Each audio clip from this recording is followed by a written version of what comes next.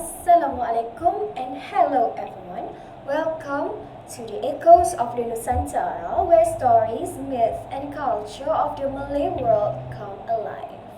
I am Najah. And I'm Afifa, and today we're diving into something mystical, eerie, but also deeply beautiful, just like me.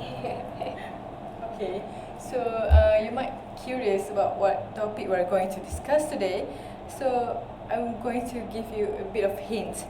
If you are from Terengganu, or if you ever stood near the sea and felt like someone was watching you, Oh, psycho. then Then you probably already know what we're talking about. The haunting chant Ule Ule Mayang, Mayang. the one they say that you shouldn't sing at night at all. Especially by the beach. You don't want to mess with sea spirits, just saying. Yeah. So alright. So for those who might be hearing this for the first time, Ulit Mayang is a traditional healing ritual that originated in Terengganu on the east coast of Malaysia.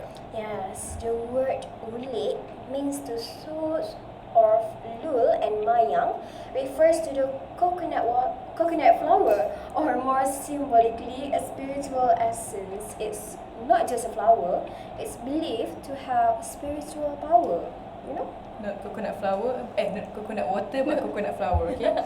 And the story goes back to the sea. Imagine a fisherman returns home, feels weak and unwell, but it's not the flu or maybe any sickness that he have, but people actually believe that something followed him back from the ocean.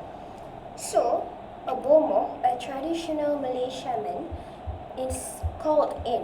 He performs a ritual with music, dance, and chanting, and through this, the spirits start to reveal themselves. And one thing about Ulit Mayang is about sea princesses. One by one, 6 sea princesses appear, but it's the seventh, the most beautiful one, who refused to let the man go.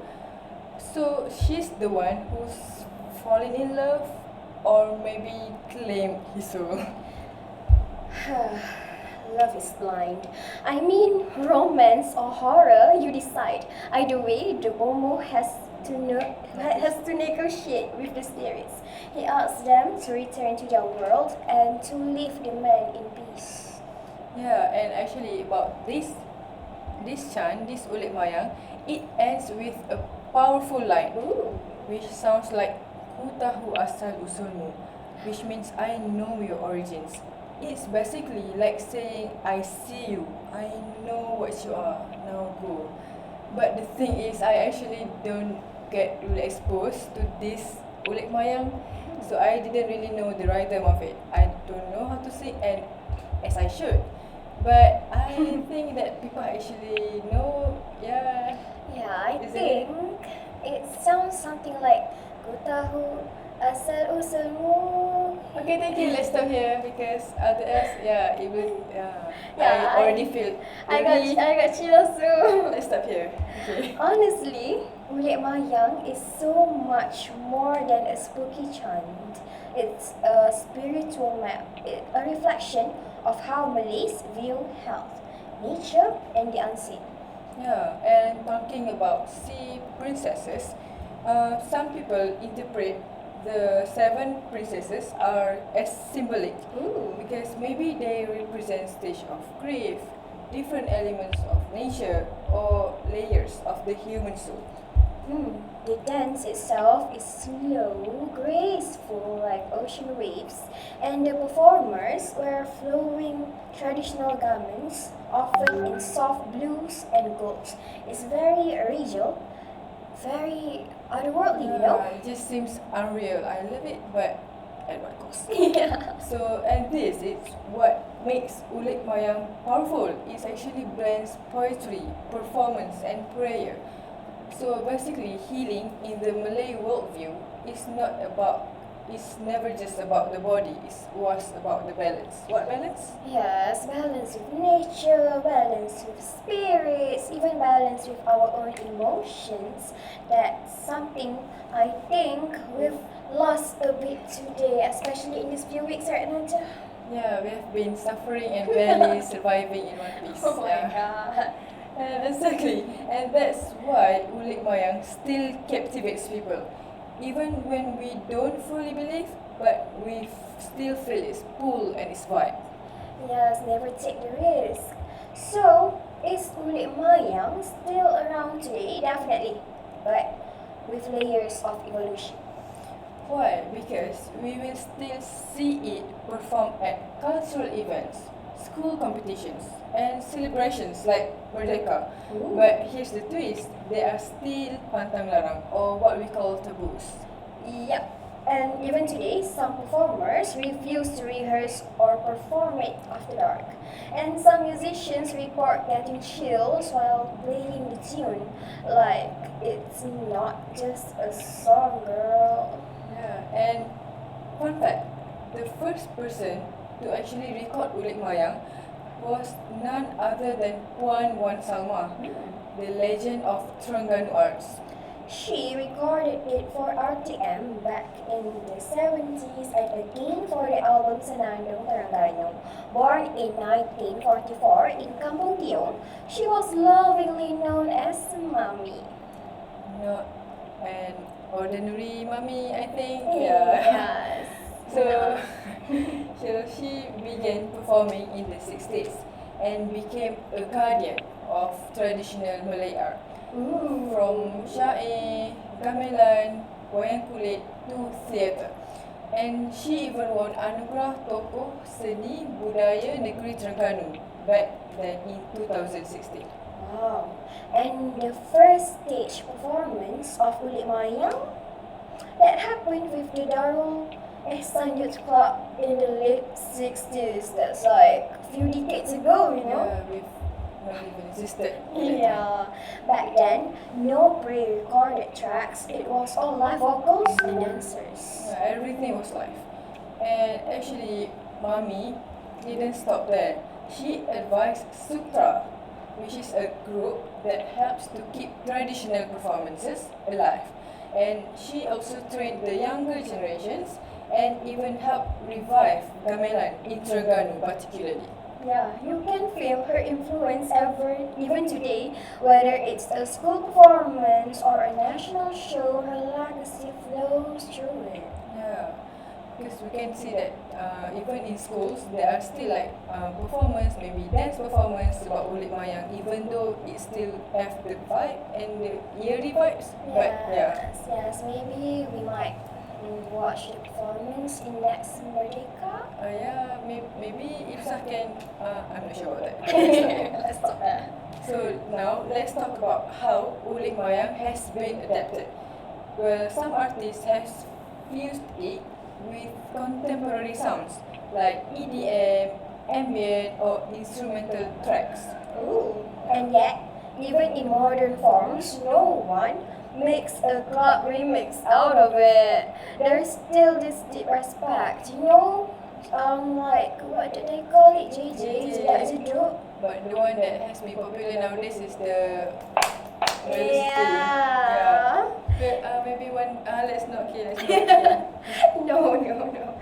You don't mess with the spirit of Ulit Mayang, girl. And actually, some say that's because of the belief that the song itself carries energy, particular energy. If you change it too much, you might invite the wrong kind of vibe that we don't actually want. Yeah. Yeah, never.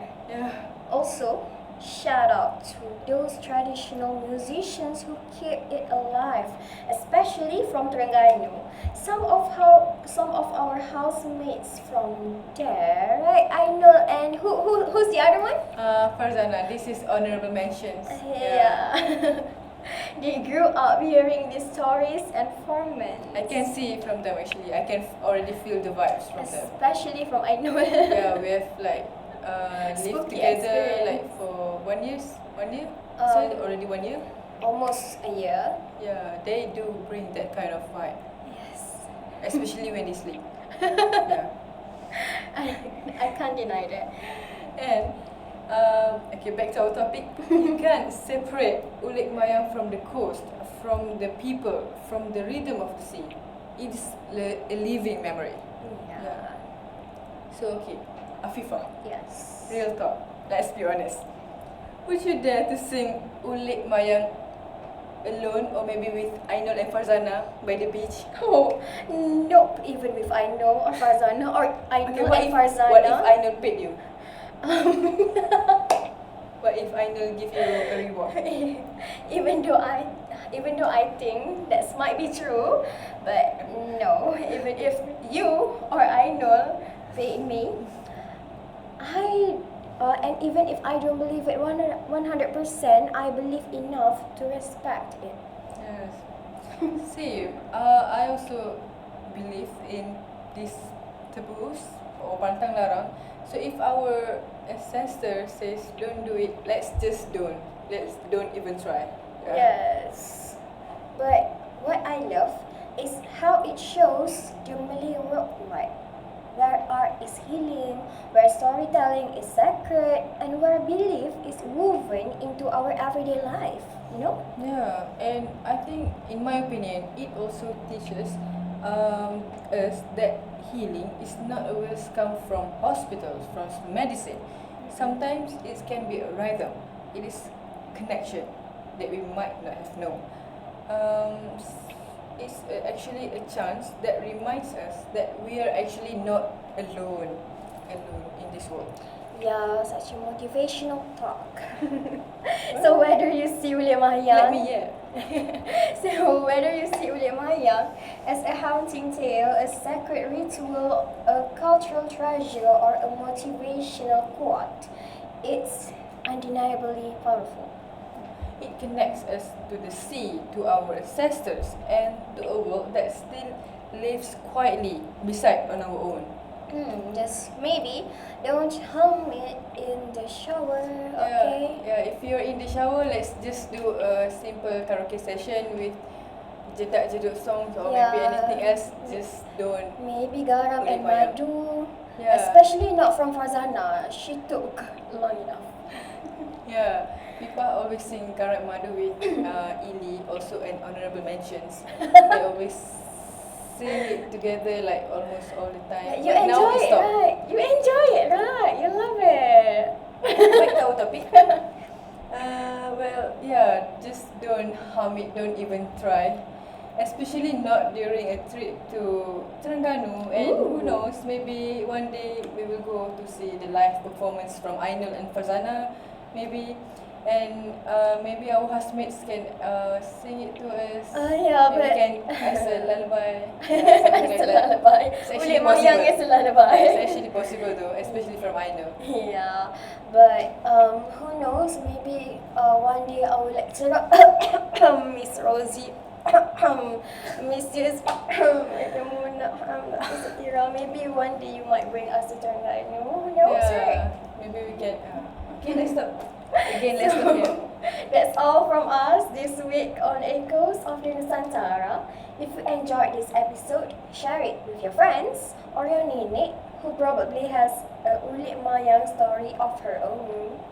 I don't think my nenek has my own Ulik Mayang story. I don't think she even acknowledged that. Me too, mine is that. Okay.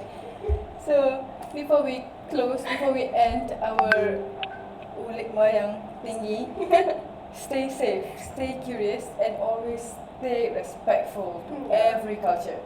Remember, because not everything in this world is meant to be explained. Sometimes it's beyond Explanation. yeah, it's out of the box. Yeah. Yeah, so we'll be back soon with another story from the Malay world. Assalamualaikum and thank you for listening. Bye and take care, and don't forget.